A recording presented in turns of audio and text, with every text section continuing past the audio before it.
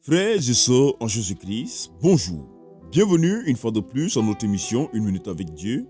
Aujourd'hui, nous sommes mercredi 29e jour du mois de novembre de l'an 2023.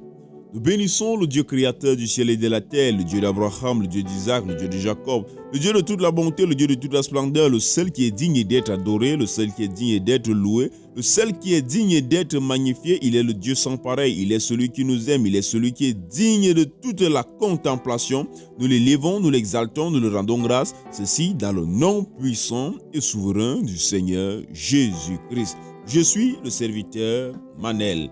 Mon bien-aimé, comme d'habitude, prend une position d'humilité afin de nous confier entièrement à l'Éternel vivant en ce jour dans le nom de Jésus-Christ.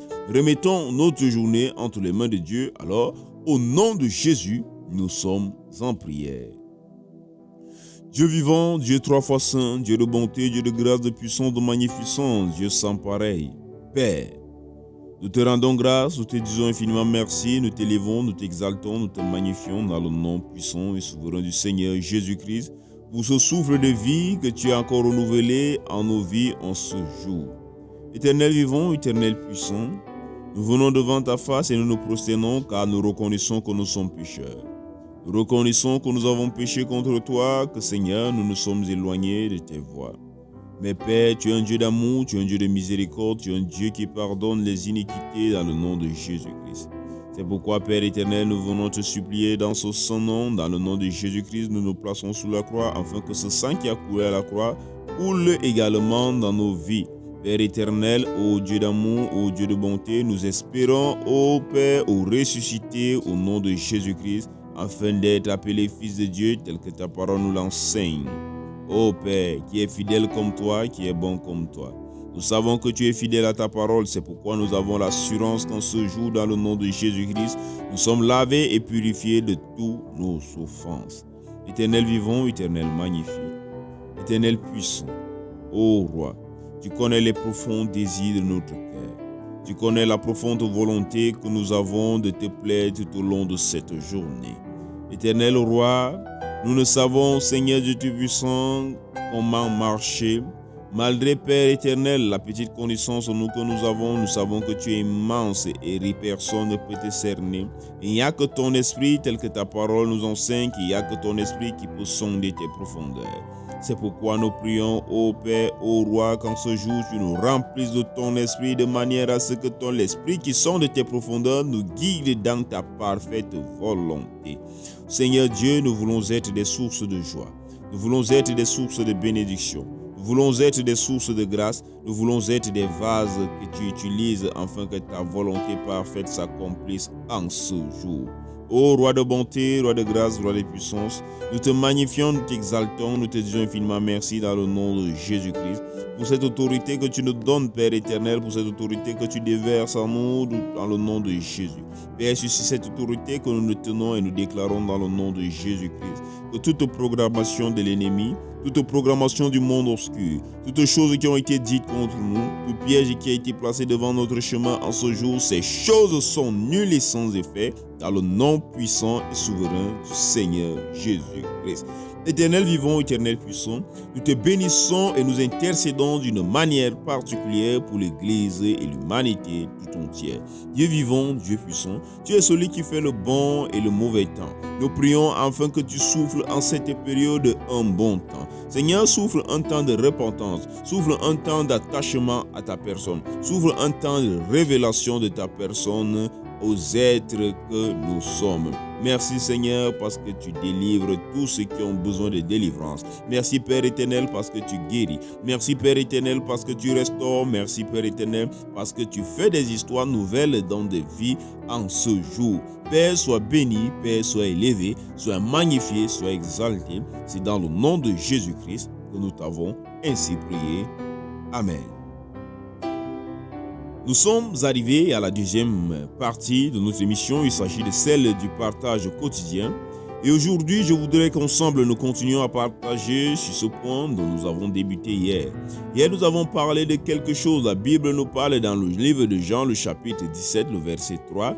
La Bible nous dit que le véritable royaume de Dieu, c'est que nous connaissons le Dieu, le Père et le Fils qui l'a envoyé. La Bible nous dit dans le livre de Jean, le chapitre 8, le verset 32, la Bible nous dit que nous connaîtrons la vérité et la vérité vous affranchira. Et hier, nous avons commencé à parler d'une dimension de compréhension de cette verset, cette dimension qui nous permet de comprendre que au-delà que Dieu soit Dieu pour tous, au-delà que Dieu soit Père pour tous, il y a quelque chose qu'il faut savoir, c'est que chacun d'entre nous occupe une position particulière devant Dieu.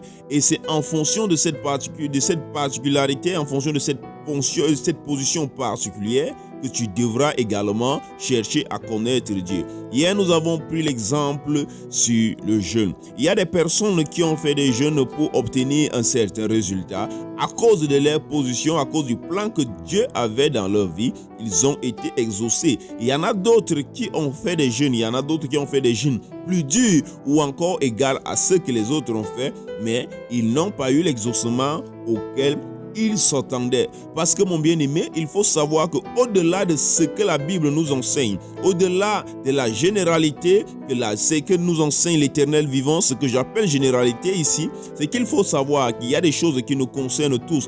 Je veux prendre l'exemple, lorsque la Bible dit « Les ivrognes n'entreront pas dans le royaume des cieux », que l'ivrogne n'entrera pas dans le royaume des cieux, ceci est une chose générale. Qui que ce soit, cela te concerne. Il faut savoir que l'ivrogne n'entrera pas dans le royaume des cieux. Mais ici, la Bible, il faut que nous sachions également que d'une manière particulière, la Bible peut interdire à tout le monde l'ivrognerie, mais à certaines personnes d'une manière particulière, la Bible les interdira même, l'Éternel les interdira même de goûter tout simplement au vin, alors que d'autres, ils sont capables de goûter, mais il est juste interdit l'ivrognerie. Je vais prendre l'exemple dans la Bible de Jean-Baptiste. La boisson avait été interdite aux parents de Jean-Baptiste et même à Jean-Baptiste. La même chose se passe avec Samson. La boisson a été interdite même à leurs parents lorsque la mère était enceinte de Jean-Baptiste ou encore de Samson. Ça, c'est une relation particulière qu'ils avaient avec Dieu. Et maintenant, qu'est-ce qui s'est passé pour que la mère de Jean-Baptiste soit au courant que pour elle, d'une manière particulière, il est même interdit qu'elle goûte. Il est interdit qu'elle goûte. Qu'est-ce qui s'est passé avec la mère de Jean-Baptiste? Ce qui se passe, c'est que le sacrificateur, le père de Jean-Baptiste, étant dans le lieu saint, a rencontré l'ange, et c'est l'ange qui lui a donné ses instructions. Ce que je veux que tu comprennes ici, et cela se trouve dans le livre de Marc, le chapitre 1 au chapitre 2. Ce que je veux que tu comprennes ici, c'est que il va falloir à un moment donné que tu entres dans des intimités avec Dieu. Il faut que tu trouves des moments de prière, il faut que tu trouves des moments de communion seul. Ne te limite plus à faire juste un autre père lorsque tu es en train de vouloir te coucher. Pour beaucoup, c'est un signe de croix. Pour beaucoup, c'est juste une minute de prière lorsqu'il veut se coucher. Parfois, la prière, à un moment donné, est devenue comme une formalité. Tu ne pries plus parce que tu cherches une communion particulière avec Dieu, mais tu pries tout simplement parce que si tu dors sans prier, tu vas sentir une conscience qui te juge un peu. Alors, pour consoler ta conscience, qu'est-ce que tu fais? Tu fais une petite minute de prière avant de dormir. Tu fais une petite minute de prière avant de sortir. Juste ça, ce n'est plus parce que tu cherches à communier avec Dieu, mais c'est parce que tu cherches à consoler ta conscience. Tu cherches à consoler ta conscience. C'est déjà une bonne chose que ta conscience t'accuse lorsque tu ne veux pas prier. C'est une preuve qu'il y a un esprit en toi, qu'il y a l'esprit de Dieu en toi, qui veut en sorte qu'il y ait la prière. Mais ne te limite pas à te tromper, à vouloir juste consoler ta conscience, mais cherche un moment de communion. Lorsque tu auras des communions, en ce moment-là, tu comprendras ce que Dieu attend de toi de manière particulière. Il y a encore une histoire semblable dans le livre de 1 Samuel. Lorsque le prophète Samuel va oindre le roi Saül,